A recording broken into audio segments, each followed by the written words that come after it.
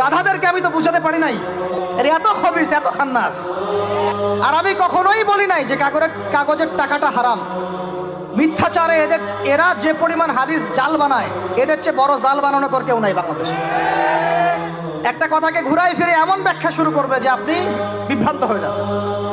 একটা ইমোশন প্রকাশ করবেন, উহুদের প্রান্তে দাঁড়িয়ে একটা ইমোশন প্রকাশ করবেন, ও বানাই দিবে ও জান্নাতের ঘ্রাণ পেয়ে আসছে। আপনি বলবেন যে কাগজের টাকা নয়, মনিটরি সিস্টেমটা হারাম, ও বানাই দিবে ও বলেছে কাগজের টাকা হারাম। আপনি বলবেন যে আপনার যদি গান শুনতেই হয় তাহলে একা একা শোনেন, আমাকে শোনাচ্ছেন কেন, ও বানাই দিবে ও গান একা শোনা জায়েজ বানাই দিছে।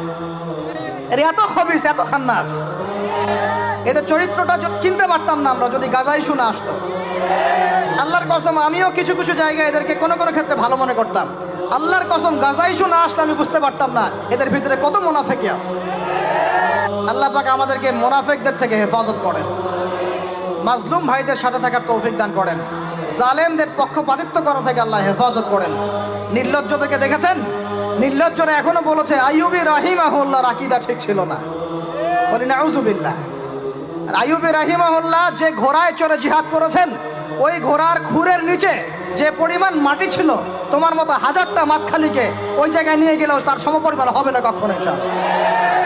আইয়ুবী রাহিমাহুল্লাহ যে তরোয়াল দিয়ে যুদ্ধ করেছেন, ওর এক ফোঁটা রক্তের দাম তোমাকে বিক্রি করলে হবে না ইনশাআল্লাহ। তুমি তার আকীদা নিয়ে প্রশ্ন তোলো, নির্লজ্জ কোথায়। একজন বলেছে ফিলিস্তিনিরা মাইর খাবে না কেন, ইহুদিদের সাথে থাকতে থাকতে নাকি ওদের মতোই হয়ে গেছে। নাউযুবিল্লাহ। আল্লাহ মাফ করেন, আল্লাহ হেফাজত করেন। একজন বলেছে যে হামাস ইহুদিদেরই হাতে তৈরি করা, বিচ্ছিন্ন হয়ে নাকি সন্ত্রাসী কর্মকাণ্ড করছে। বলার ভাষা নাই, আমি বলতে বলতে ক্লান্ত হয়ে গেছি, আর বলতে চাই না। বলার আমার রুচিও করে না, আর ভাষাও দেয়। বাংলাদেশের হকপন্থী ওলামায়ে কেরামদের যে জামা আছে, কওমি ঘরানার ওলামায়ে কেরামদের যে হকপন্থী ওলামায়ে কেরামদের জামা আছে, প্রত্যেক বই, প্রত্যেক মেম্বার, প্রত্যেক আলোচনায় তারা আল আকসা ইস্যুটাকে জীবিত রাখবে ইনশাআল্লাহ। এটাকে আমরা জীবিত রাখবোই রাখবো ইনশাআল্লাহ। ওরা এটাকে ভুলিয়ে দিতে চাচ্ছে, এই জন্য নতুন নতুন ইস্যু তৈরি করার চেষ্টা করছে। খবরদার, আপনারা এই ইস্যুতে পা দিবেন না। আল্লাহ রাব্বুল আলামিন আমাদের সবাইকে ভিতরে চোখ দিয়ে এই বিশ্বকে দেখার তৌফিক দান করেন।